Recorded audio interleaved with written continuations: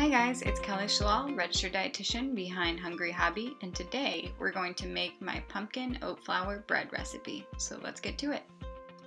You're going to start by adding oats to a food processor or high-powered blender and grind until you get a really fine flour. Then you're going to add cinnamon, nutmeg, allspice, salt, baking soda, and baking powder to a bowl, and then you want to mix that really well to combine it. You want to make sure you get all the flavors mixed up. Then in a different bowl, we're going to add pumpkin puree, and we're also going to add a couple of eggs, and then we're going to add a little bit of honey. The honey acts as a binder. You can replace the eggs with flax eggs, and you can replace the honey with brown rice syrup if you would like this recipe to be vegan. Next, almond milk.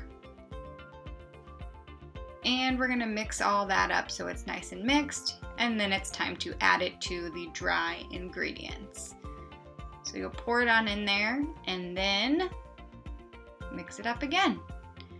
The batter will be thick, as you can see, and a little sticky, and as it sits over time, the oats will absorb water or absorb the liquid, and it'll get a little more sticky, as you can see. That's fine. In fact, after we've spread it into a parchment lined paper and decorated it with some more rolled oats and pumpkin seeds if you would like, we're gonna let it sit for 5 minutes. And the sitting part lets it just kind of absorb some of the liquid before it goes into the oven.